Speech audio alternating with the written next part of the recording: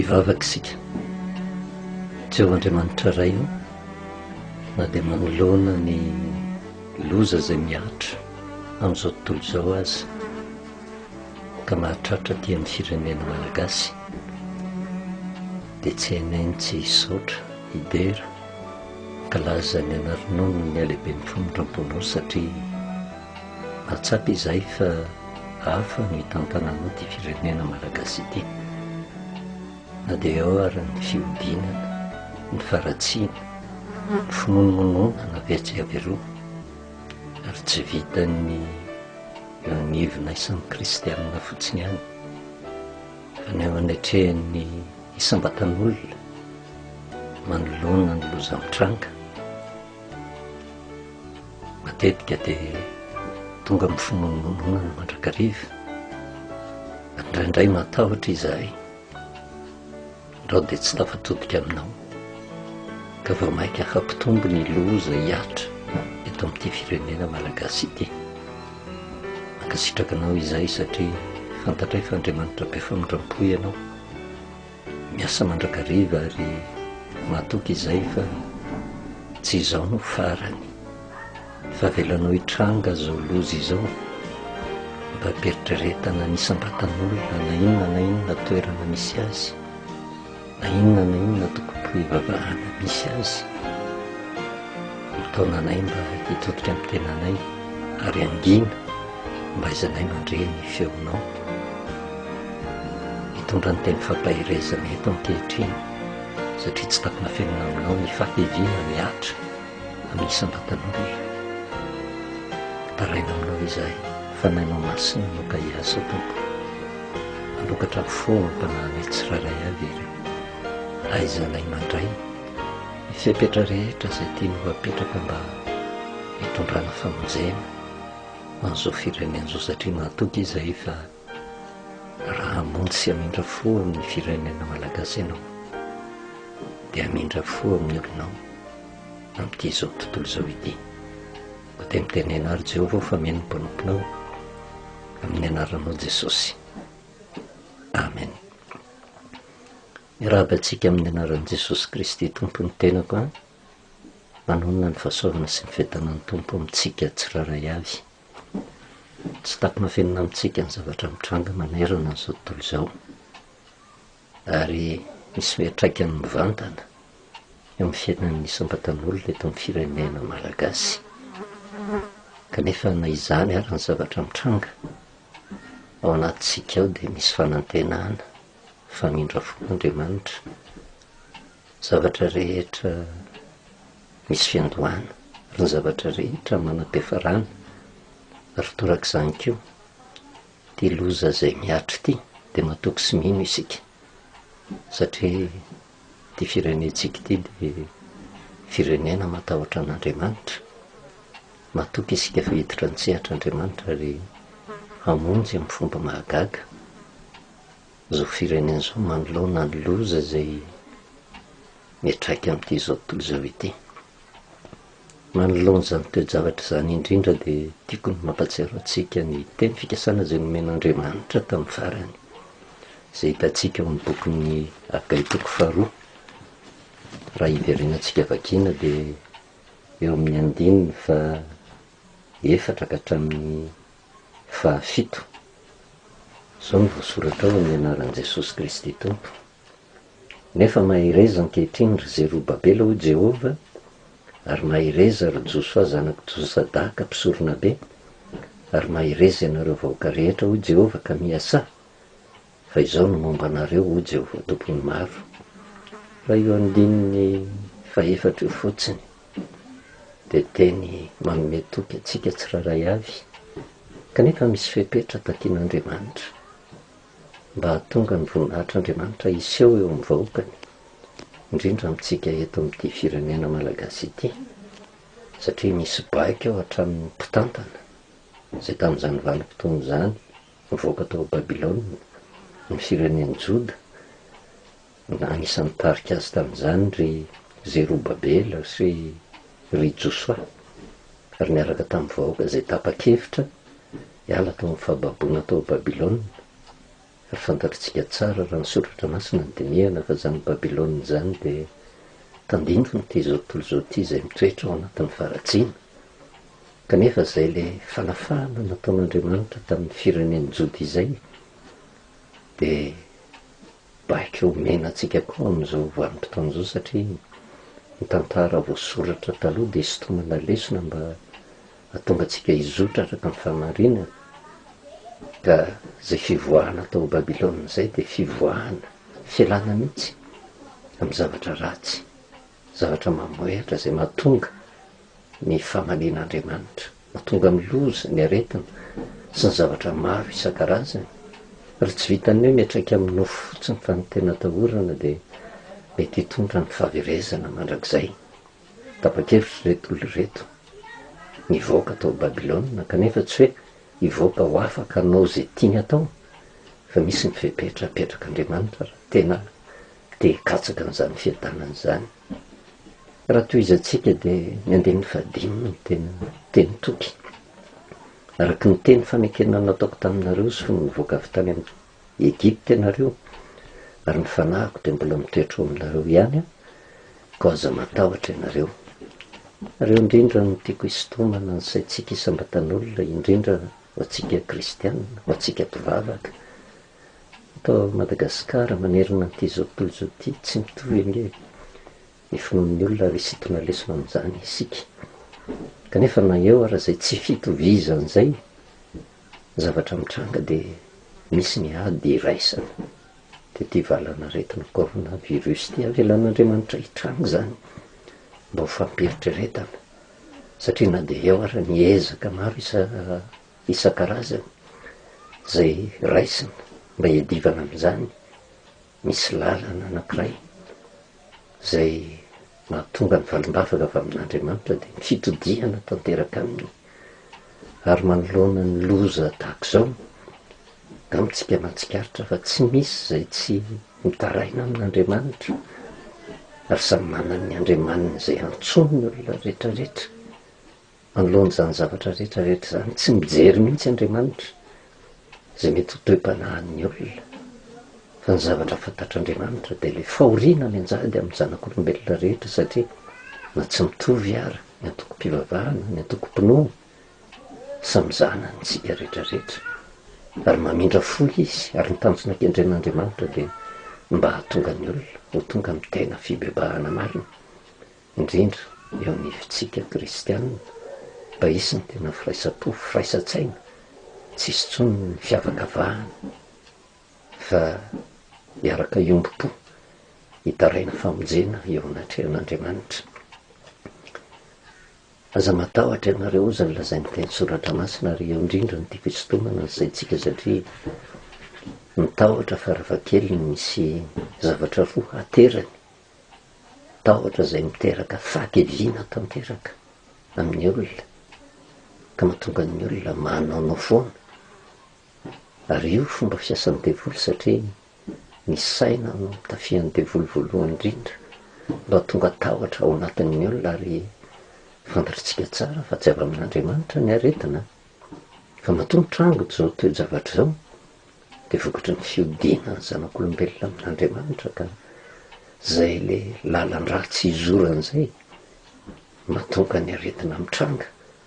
Kanefa na dia eo ary zany rehetrarehetra zany,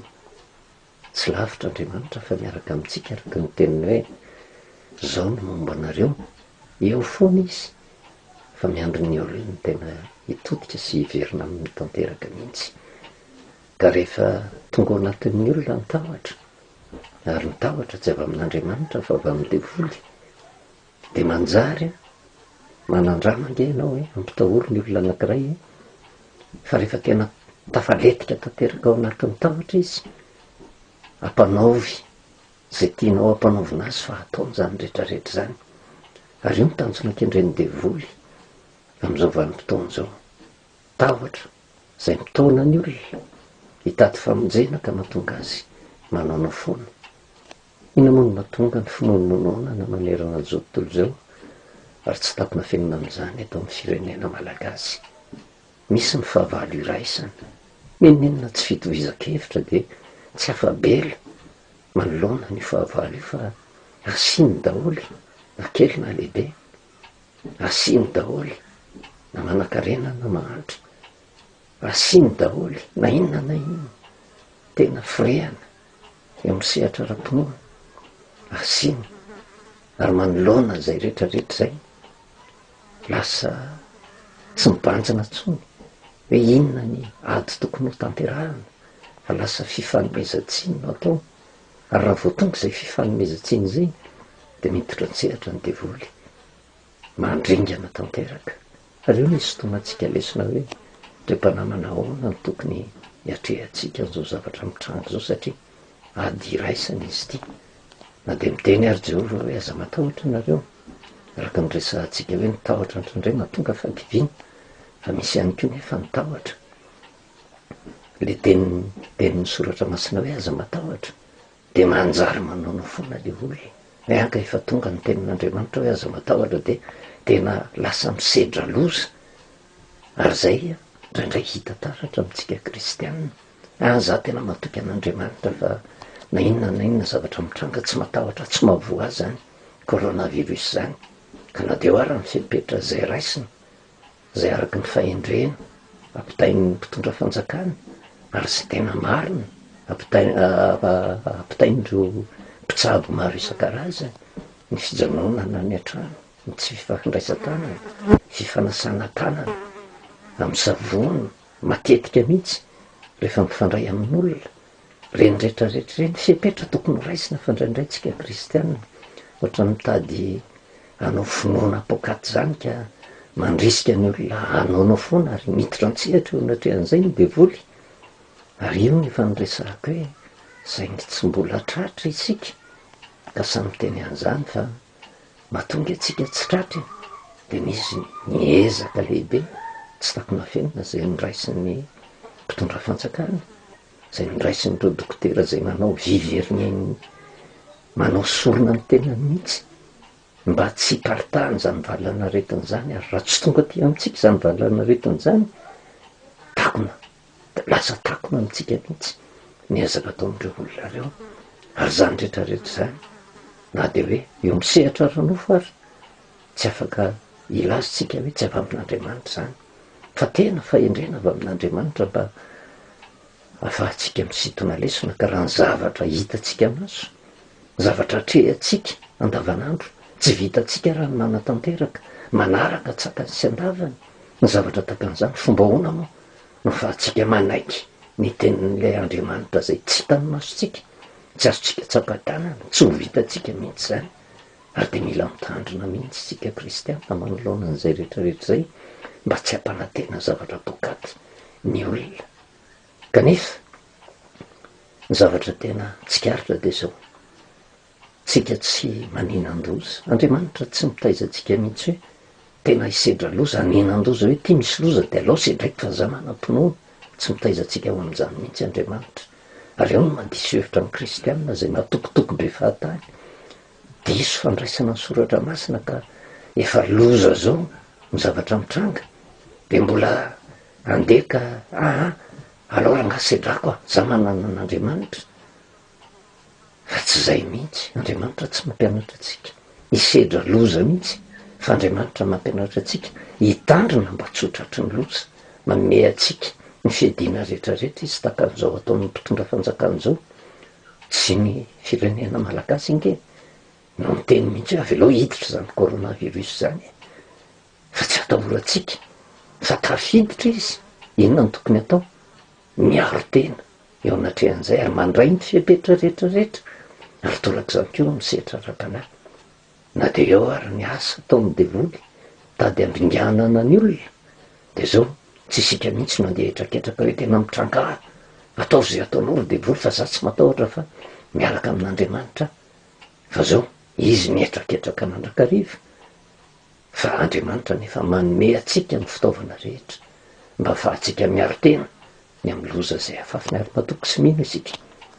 Fa hiditra an-tsehatra Andriamanitra ho fanavotana zao firenena malagasy zao. Efa nresahantsika ny andiny fahenina hoe te mitonga tao amin'ny fikambanantsika zany, ary araka ny nambarako hoe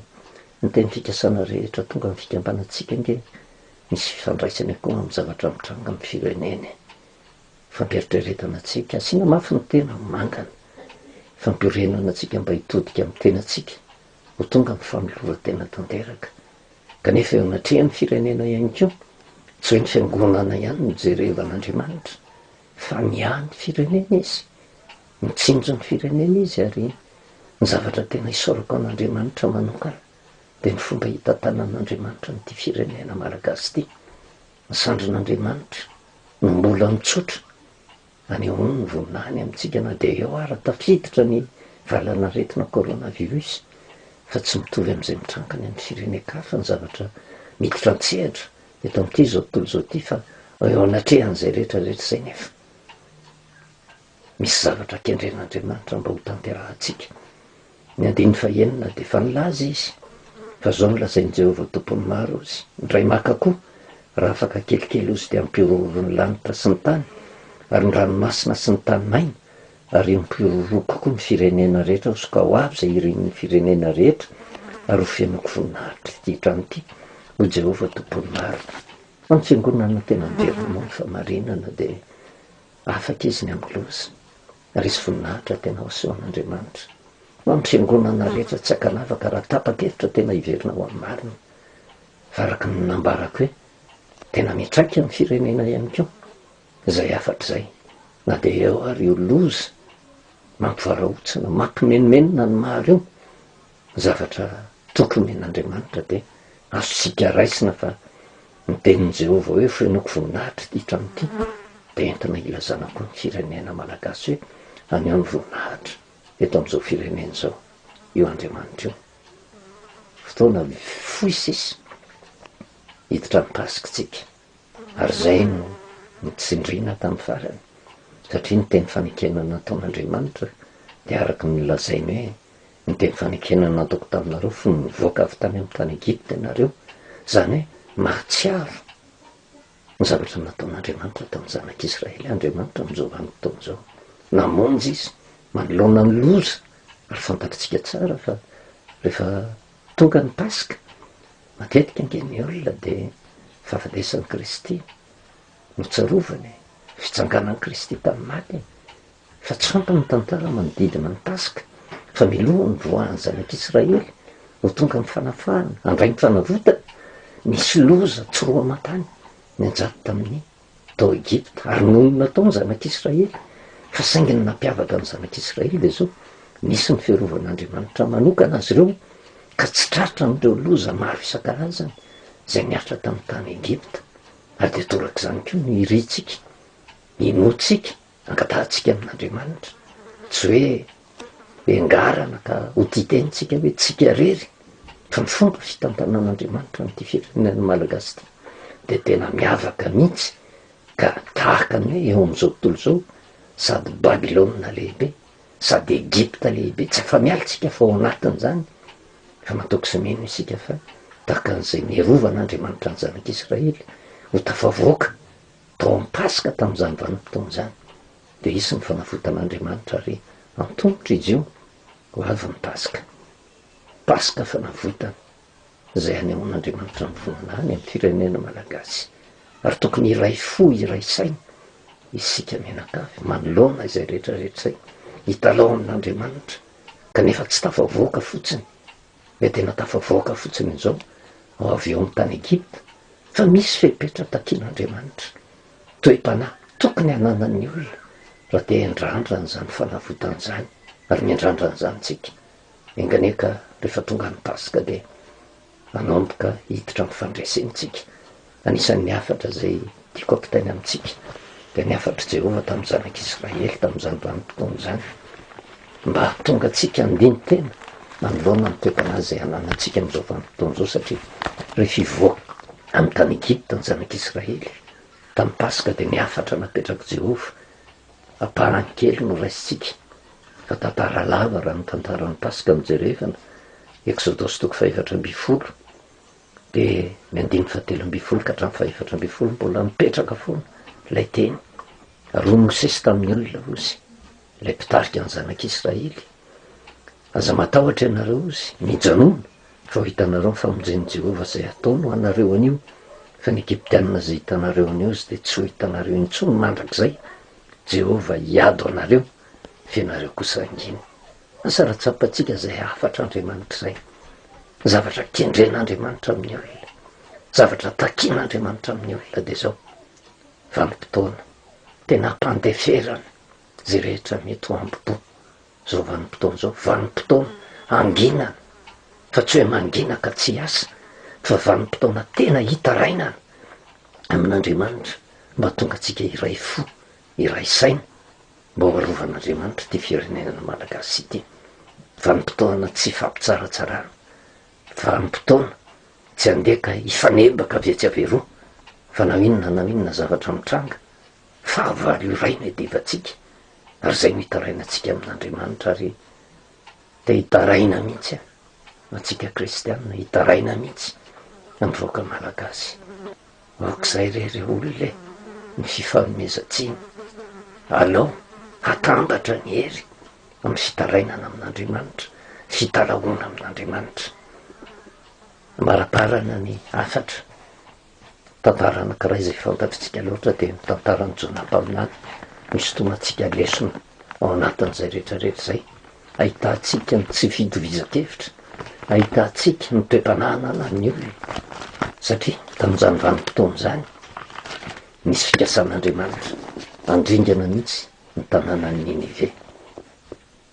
azotsika raisina hoe zay tanànany Ninive zay ty zao tontolo zao ty kanefa raha idiratsika somary ateretsika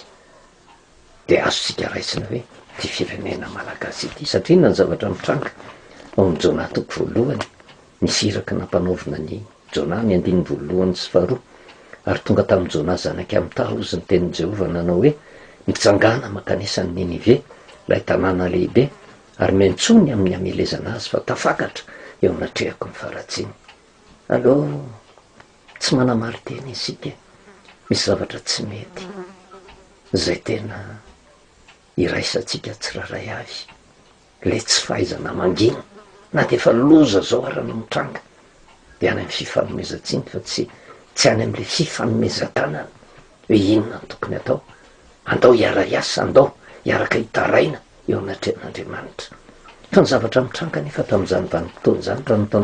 tantaraiky fofa vakio rehefa ho tokantranontsika eo Jona olona tena nafantatra an'andriamanitra fa tsy avy izy andray andraikitra de lasa izy mandeha nitsoka nandositra tsy anatanteraka an'izany iraka zany hoe iahoana tokoa moa raha ohatra tena andeha ho any amin'ny tanànany Ninive ka hiteny amin'ny tanànany Ninive hoe hopotehako ange ty tanàna ty fomba n'andriamanitra maray azy io manambany io tsy tonga de misy loza miatra fa manambany izy aloha mitanjona kendreny de mba hatonga ny olona ho tonga amin'ny firaisampo sy ny firaisan-tsaina hatonga ny olona ho tonga amin'ny fibebahana fa ny zavatra nisy nefa nitsokotsona tsy manana tanteraka ny adidiny ary de ho tara takizany keo isika rehetrarehetra misy vanim-potoana hipetrahantsika eo mitoeran'ny Jona tsy avy andray andraikitra mandositra lasa mifampitsara tsy afaka hiasa hitondra fanavotana ho an'ity firenena zay mamitsika loatra ity hitondra fanavotana ho an'ity fiangonana zay mamitsika ity tsy afaka ny andray andraikitra nitsoko Jona ary inona ny zavatra nataony niditra tao anaty sambo anankiray izy ary andeha hitsoka akany Tarsisy ny zavatra hita tao anatin'io sambo io raisitsika hoe ty firenena malagasy ity tsy hijeritsika ity zao tontolo zao ty fa adino atrehantsika to ary ho fampahirezana tsika eto Madagasikara fampahirezana tsika fiangonana tsika kristianina fampahirezana tsika tsy akanavaka mihitsy na inona inona atoko-pivavahana zay misy atsika tsiraray avy mba hisotomatsika lesona ao anatin'ny famarinana zay ta ambaran'andriamanitra ao anatin'ity tantara ity tao anatin'izany sambo andeha ho any Tarsisy zany karazan'olona be deabe tao satria tena ny akamaroan'ny olona manerina n'izao tontolo zao raha ara-barotra ny afera maro isan-karazany tafiditra tao olona manan-kaja olona manan-karena olona manany atoko-pivavahana misy samy manany andriamaniny tsy mitovy daholo reo olona reo samy manany fahendreny ary samy mitompo teny fantatra fa ny azy ny marina ary hitatsika amin'izany rehefa tena tafangona ange ny olona mihevy tena fa manamboninahitra manam-pahaizany ohatrany te abidera mihitsy ny anainy tena zavatra ary na de eo nivo ny fivavahana ary hitataratra ange zany eo nivon'ny kristianina ohatrany mialatsiny am'le fitenenana ohatrany tena miseho babany zany avokoa hoe ny anay rery ny tena marina sanatrian'izany ohatrany hoe tena izy rery ny manano ny andriamaniny fa tsy tokony ho am'izany tsontsika ary am'izao vanim-potoana zao tsy tokony isy intsony ny fanavakavahana hoe aty fiangonana takan'izao ty fiangonana lehibe ty fiangonana zandriny ty fiangonana madinika ty secte fa ny atonga saina atsika tsiraray avy na de onivo ny firenena ary tena tokony hipetraka mihitsy anaiky ny teny Jehova hoe Jehova ny ady atsika fa mandrina am'izao vanim-potoana zao eo amin'ny sehatra rehetra mampandevitra ny amby politika rehetrarehetra zay mahatonga adylahy mandreraka ny vahoaka ka teo natrehan'izany tao anatin'io samby daholy ary tena hita taratra zany am'izao vanim-potoana zao hoe tsy mitovy ange ny toe-tsain'ny olona rehetrarehetra fa nahatonga loza nefa Andriamanitra tam'izay vanim-potoana zay ny 14 ka sy fadimy fa Jehova ozy nahatonga rivotra mahery teny ambony ranomasina de nanonja mafy ny ranomasina ka de efa nilovaky ny sambo ozy de raiky tahotra ny matoloka samy mitaraina tamin'ny Andriamaniny avy sady nariny tany anaty ranomasina ny zavatra tao an-tsambo mba hampatony loza fa Jona kosa efa nidina nakao anaty sambo ka nandry reniko ny toromaso tantarany Jona no raisitsika hoe io Jona zay tena hoe tena mahafantatra n'Andriamanitra ary izy reniko ny toromaso io de natoko tena mihitsy ninninona zavatra mitrangaranga fantatro ny Andriamanitra zay ivavahako fa tsy sahatory fotsiny kanefa loza mitranga ary ny zavatra tena manaitra de samy miantso ny Andriamaniny daholy ny olona rehetra tsy mitovy ny Andriamanitra eo tahaka ny toe-javatra misy am'izao vanim-potoana zao tsy takona fiainana eo amin'ny firenetsika be debe samy mitopy teny fantatra daholy hoe tia ny Andriamanitra tena izy ary teto koa de toraka zany samy miantso ny Andriamaniny fa tsy nampitsahatra ny loza zany tsy nampitsahatra ny loza fa raha ny tonga saina ihany ny olona rehetrarehetra teo anatrehan'izany rehetrarehetra zany ka nanontany anjona fa inona ozy ty ataonao ny olona rehetrarehetra samy manany ny Andriamaniny fa ianao tao matory fa sao de avy aminao no mahatonga zany loza zany fa iza n'Andriamanitra ivavahanao de nilaza tsotry Jona Jehova Andriamanitra ozy mivavahako le nanao ny tany sy ny lanitra ary zay ny Jehova zay ivavahantsika am'izao vanim-potoana zao zay hiditra an-tsehatra ho fanavotana an'ity fireneny ty finona nefa ny zavatra mitranga nge teo natrehan'izay tonga saina ihany Jona rehefa tena nitaraina nahita nyreto loza de niteny mihitsy izy hoe no ny amiko no nahatongavan'izao loza zao tena isika mihitsy ange ny Jona isika mihitsy ny tsy mandray andraikitra isika mihitsy no antony mahatonga ny loza vokatry ny fimonomonona fifanomezantsiny amin'ny fomba maro isan-karazany fa firy amintsika no hipetraka tahaka ny Jona ho tonga saina avy amin'ny ataoko ange avy amin'io zaty tsy mety mangina io avy amin'io fifanomezantsiny io avy amin'io tsy fifanarahan-tsaina io amin'io tsy firaisana io amin'io tsy fananana fitiavana io raha mbola izany ny zavatra mitranga mafimafy ny zavatra mbola ataon'Andriamanitra miaritra amin'ity fireneny ity kanefa matoa renao zao afatra zao misy afatra tian'Andriamanitra hipita tanteraka mba hampitsahatra an'izany rehetrarehetra zany ninninona firehana ara-politika ninninona firehana ara-pivavahana anana ny olona rehetrarehetra mba tokony iray fo iray saina tahaka an'reto olona atao anatin'ny sambo andeha ho any Tarsisy reto hoe tena samy miantso ny Andriamaniny tsy nampitsahatra ny loza zany nefa kanefa Andriamanitra mamitra fo tonga sainy Jona inona ny zavatra nataony Jona ny 17 dinganitsika nefa namaky ninja fatratra ny olona ozy mba merina ny sambo amin'ny tany maina fa tsy zakany satria ny ranomasina mbola nanonja mafy taminy de nitaraina tamin'i Jehova izy ka nanao hoe fona aminao izay Jehova aoka tsy ho faty izay no ny amin'ny ain'ity lehilahy ty ary azo atao ho mpandatsaka raha marina izay fa ianao Jehova efa nanao zay sitraky ny fonao nipetainy izy ireo izy Jona ka natsipo ny tany anatin'ny ranomasina ary de nitsahatra ny fisafaoky ny ranomasina de natahotra ny Jehova indrindra reo olona reo sy ka namony zavatra atao fanatitra an Jehova sady mivoady. Ary io no andraindraitsika rehefa tonga ny Paska satria de ao anatrehan'izay tsy fandraisana ndraikitra izay de nibabo Jona. Ary niteny tamin'ireo olona reo, avamiko no nahatonga ny loza ozy, fa mba hahatonga ny fitsarany loza be tao de atsopazo any an-dranomasina. Ary tsy ho raisitsika hoe Jona namony tena zay Jona natsiky tany an-dranomasina zay, fa raisitsika hoe Jona nisedra nanao sorona ny tenany mba hiatrika ny loza. Ary de firofiro moa ny toe-javatra misy eto amin'ity fireneny ity. Tsy takona fenina niezaka ataon'ny mpitondra fanjakany mba mipetrahangenao amin'ny toerany, indrindra tsika mpitondra fivavahana, petrahantsika eo amin'ny toerany. Za tsy milona naiza naiza, fa mandinika kosa mbola hafa ny olona manana ny fanahan'Andriamanitra. Fa raha ianao zao, indrindra za sy ianao zay monimondava e tena anka tsy mandray andraikitra ny fanjakana, mba mitsangana kely ange de mandany ianao mba miatrika makany amin'ny hopitaly, manoloana andreo olona tratra ny miotrika aretinandreo. Mety matahotra ange, tsy sa ianao fa saingitra eo amin'ny toerany tsika de manana zay toe-tsain'izay. Ary rehefa tena jerevana, ohatra tsara no nomeny, ohatra tsara ho an'izao tontolo zao, ohatra tsara ho amin'ny firenena malagasy, ohatra tsara ho antsika kristianina. Na de eo ary ny fimonomononana, mangina izy fa tohizan'ny asa, manao sorona ny tenany. Araka ny nambarako hoe mahatonga atsika ohatran'izao hoe misy sorona olona voatendrin'Andriamanitra atao sorona reo marary any amin'ny hopitaly reo, fa sorona daholo inge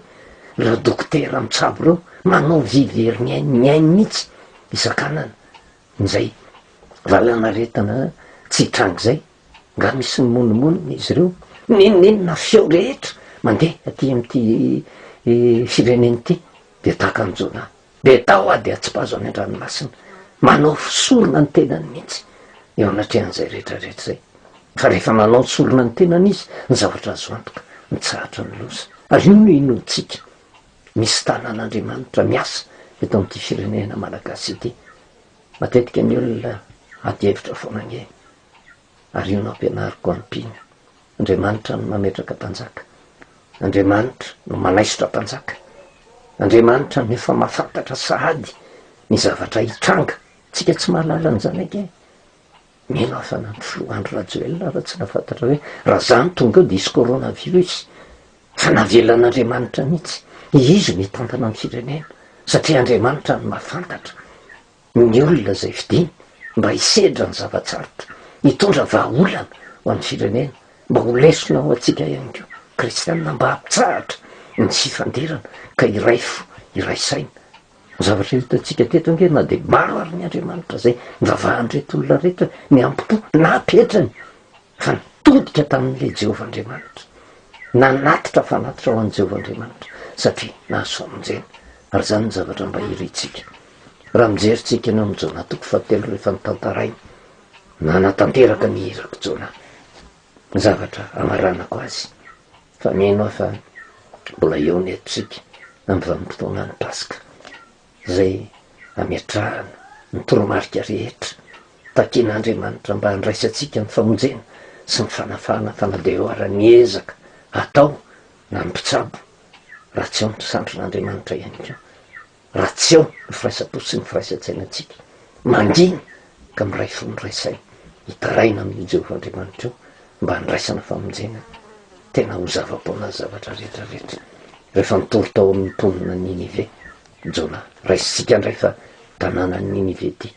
de ty ny firenena malagasy, inona zavatra mitranga, nanomboka nitory Jona ozy e tena horavan'Andriamanitra raha afaka efapolo andro ity tanàny ity. Tamin'ny farany a de niresaka mbola vitsy ny olona tratran'io coronavirus io eto amintsika, ary mandrapatonga ny tasika, mbola mitombo izy io. Tsy fampitahorana ny mahatonga hiteny an'izay, fa avelan'Andriamanitra hitranga zany mba hampieritrretana atsika, mba handraisantsika fanapahan-kevitra. Angina rehefa miteny Jona tamin'ny mponina tao Ninive, satria tafapaka tamin'ny lanitra ny fahotany. Rinona moa teo anatrehan'ny zanak'Israely rehetra nge, natonga fatafitohinana tamin'i Jehova tamin'ny zanak'Israely ka natonga ny fandringanana tao amin'ny zanak'Israely na de teo ara nita maro isan-karazany zay nataon'ny zanak'Israely ny fimonomononana io tena tsy zakan'Andriamanitra mihitsy na nomeritoko fa 4 any de ny tamin'ny Mosesy mihitsy Jehova hoe mandra-pahovino mamotsy fitsiny ty fireneny ty aozy Jehova fa aleo aringako zao firenena zay tsy mitsahatra ny monomonona amiko zao fa io fimonomononantsika ataotsika amin'ny tompon'andraikitra apetraka Andriamanitra io fimonomononantsika amin'Andriamanitra ka tsy ahitantsika fedalana fa ahitantsika loza ary eo anatrehan'izay zavatra zay rehefa tena niteny Jona tamin'ny mponina tao Ninive hatramin'ny mpanjaka hatramin'ny vahoaka rehetra nanome didy ny mpanjaka niala tamin'ny fiandrianana izy nanolo teny izy nitaona ny vahoaka mihitsy izy ho tonga amin'ny fibebahana ary ny amarana antsika azy de ny 15 ka hatramin'ny 15 ary ny zavatra tena mahafaly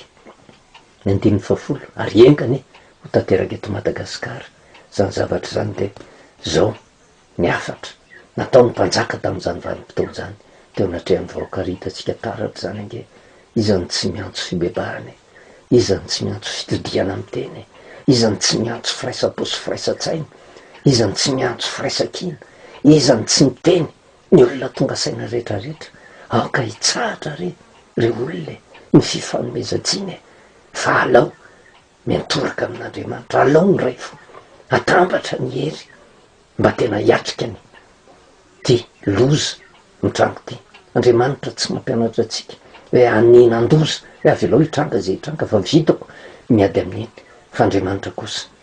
de miteny amin'ny alalan'ny sepetra rehetrarehetra raisy ny fitondrana fa eto Madagasikara ny loza tsy maintsy misy fa Andriamanitra nefa manome ny toromarika rehetra mba fa atsika miady amin'izany loza zany na misehatra ranofo na misehatra ra-panakara misehatra ranofo ary tsy vitatsika manaraka ny fepetra tsy ho vitatsika mihitsy ny anaraka ny sitrapon'Andriamanitra ozy ny lazay ny le mpanjaka fa aoka samy sarona lamba fisaonana ozy ny olona sy ny biby fiompy ary eoka hitaraina mafy amin'Andriamanitra izy ary aoka samy eo fony lalany ratsy sy ny fandrozana eny an-tanany avy izy rehetra fa angamba hiverina ihany Andriamanitra oskanenina ary hiala amin'ny fatezerany rehatra mba tsy ho lany ritra isika tsy rehefa tsara ange fa dinio tsara ny ambaran'ny soratra masiny zay le hoe ny samy sarona lamba fisaonana na ny olona na ny biby fiompy hitaraina mafy amin'Andriamanitra de io tsika tena saina miditra amin'ny fiboana ho tokantrano io ange fa jerevana ny zava-panao anatin'izay mba hatonga atsika hitodika amin'ny tena atsika hoe aza maketsy makero aza manely vaovao tsy marina aza manao zay andreraka ny fony vahoaka fa mitodia amin'ny tena avoto ny tenanao aloha fa ny fanavotanao ny tenanao fanavotanao ny hafa ihany keo ka amin'ny vanim-potoana any aketsika arabaky tena ny zavatra ranofo takan'izay zay no porofo fa vonintsika angatony tenin'Andriamanitra fa ny zavatra nisy tamin'izay nefa tena mibaboka ny efapolo andro ary io tsy hoe indray mandeha teo fotsiny de tonga de nazo valimbavaka zahan'Andriamanitra toetra tao anatin'ny efapolo andro nanantanona teo foana ny loza midina miala tamin'ny seza fiandrianana mitarainy midina tamin'ny niditra tamin'ny fifadikanina ary ao anatin'izay fifadikanina zay fiverenana ao amin'ny loniny fibebahana tanteraka fitarainana amin'Andriamanitra angamba ozy hiverina ihany Andriamanitra kanenina ary ala amin'ny fatezerany rehatra mba tsy ho lany rehetra isika manano programany Andriamanitra ary io ny zavatra takina amin'ny firenena ray manontolo ninonina toko-pivavahana misy atsika ary tsika iray fo iray saina tsika malagasy mba manana fotoana vetsika anao sorona takan'ny Jona tena andray ny andraikitra inona mba zavatra hoentitra ampaherezana ny olona mba tsy ravoravo tanana fa anana fanantenana anantena famonjen'Andriamanitra indrindra antombotra ny pasika ary pasika io tena fanavotana mba hampitodika atsika ao amin'i Jesosy Kristy fa izy rery mafaka miditra an-tsehatra aneo fahagagana ao amintsika tsiraray avy ny 15 inona ny zavatra misy ary zava-marina ity ary io nitarainako amin'ny anaran'i Jesosy atsika rehetra na izy tsika na izy tsy mijery sarangan'olona na mahantra na manan-karena na mpitondra fivavahana na mpitondra fanjakana na inona toerana misy atsika ny 10 ny andrandratsika an'izany satria ho avy mipasika mba hanavitra atsika indray Andriamanitra rehefa hitan'Andriamanitra ny nataon'ireo osy ny amin'ny alany tamin'ny lalan-dratsiny dia nanenina izy ny amin'ny loza izay nolazainy hamelezana azy ka tsy nataony izany. Tsy ho tanterahan'Andriamanitra eto amin'ny firenena malagasy mifandringanana ary matoky sy mino aho hatrany mahatsiaro ny tenin'ny Abrahama rehefa andravany Sodoma sy Gomora. Adala angeny tao Sodoma sy Gomora kanefa le fitiavany Abrahama e olombelona tahaka azy ireo dia niteny taraina tamin'i Jehova izy niady varotra tamin'i Jehova hoe tena raha mahita olo maro no ianao Jehova dia andringana nyzany tanàna zany miaraka amin'ny olo marina ve ianao fa tamin'izany vanim-potoana zany tsy nahita olo marina mihitsy Jehova dia sanatry an'izany ve eto amin'ny firenena malagasy tsisy na dia tena olombitsy fotsiny ary ho tonga sainy hiala amin'ny seza fiandriana tena hiditra hitaraina eo anatrehan'Andriamanitra ho an'ity firenena ity hivavaka ho an'ny filoham-pirenena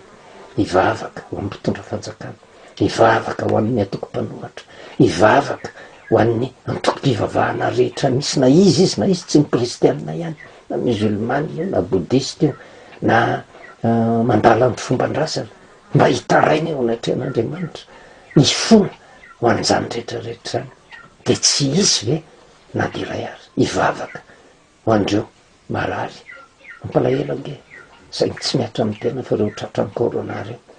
tsy hoe olom-bohoziny izy ka izy mpanota be mihoatra noho ny hafa no tratran'izany fa raisitsika hoe sorona ataon'Andriamanitra mba firy amintsika malagasy firy amintsika kristianina hivavaka ho an'ireny marary reny hivavaka ho an'ireny mpitsabo reny zay tena tahaka ny jona atsipy ny an-dranomasina mba hitsara ny loza fa zany zavatra takian'Andriamanitra amintsika fa raha zany no ataontsika miditra ny pasika hanavitra ity firenena malagasy ity io Jehova Andriamanitra io voninahitra ho an'Andriamanitra rery any vavakitsika. Jehova Andriamanitra ray eo misaotra anao amin'ny teny fampahirezana nomenao mangataka aminao izahay mamindra fo tompo amin'ity firenena malagasy ity amin'ny sambatan'olona tsiraray avy rangetriny dia misolo tena azy ireo ny tenako mifona ho an'ny sambatan'olona rehetra jereo araka ny abe famondrom-ponao tompo izahay fa aza jerevanao araka ny fimonomonona anay sy ny faratsinay mamindra fo asehoany voninahitra fa efa nitaty firenena malagasy ity hatramin'izay ianao matoky izay fa mbola hitay azy ianao na dia eo arany faratsinay zay nay tsy taraina aminao ankehitriny an'ireo olona marary eny amin'ny hopitaly mamindra fo amin'izy ireo tompo sitrahano amin'izany aretin'izany izy ary ny aretina izay miatra aminy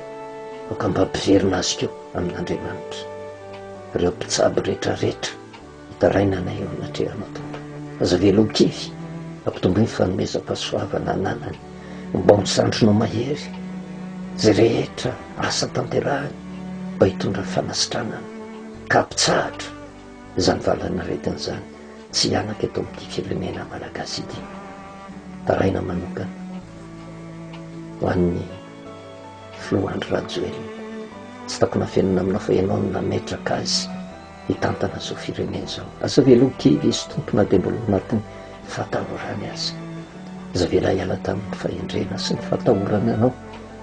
ho azy ny hery rehetrarehetra tompo mba fahana mitaiza zao firenena zao andeha ho amin'ny famarinana nanome ohatra tsara izy dia ny fitiavana hoenty mandresy matoky sy mino fa aneo ny voninahitra ao ianao hiaro azy manokana tondra fanjakana rehetra mamindra fo tompo meo herika eo mba tsy ravoravo-tanana anao miezaka rehetra eo amban'ny fitantananao mba hitondra fanavotana ho an'ity firenena malagasy ity ho an'ny antoko-panohatra rehetra ho anay izay rehetra mbola ao anatin'ny fimonomonona mamindra fo tompo mampianarana iangina amin'izao andro mantombotra ny pasika zao, mba hidiranao an-tsehatra ka mba tsy ho verimaina Jesosy ny rahasoanao izay nalatsaka ao teo ambony hazo fijaliana, fa hitondra fanafahana ho an'ny misy ambatan'olona tsy raray avy. Ataoko sy mino fa mamaly vavaka ianao hijery zao firenena zao, ary dia ameo ny voninahitra ao, tsy hay maiky io tsy ametraka ampelantananao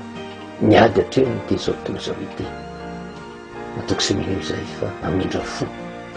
ny amin'ny olo marina eto amin'ity zao tontolo zao ity, araka ny teninao hoe mamposaka masoandro amin'ny marina sy ny tsy marina ianao, ary mampilatsaka ny ranonovana amin'ny tsara fanahy sy ny ratsy fanahy. Dia matoky izay tompo fa ny amin'ny olo marina izay tena mitaraina aminao, amindra fo ity zao tontolo zao ity ianao, ary ho maro ho tonga ny fanoloran-tena tanteraka ka hiverina tanteraka aminao. Misaotra indrindra ray ny anaranao Jesosy, amen. Dia manao velomantsika amin'ny anaran'i Jesosy Andriamanitra ny fiadanana hiaro antsika mandrakariva mba hahatonga antsika ho tafavoaka ho mpandresy manoloana ny ady izay hatrehana. Veloma tompoka.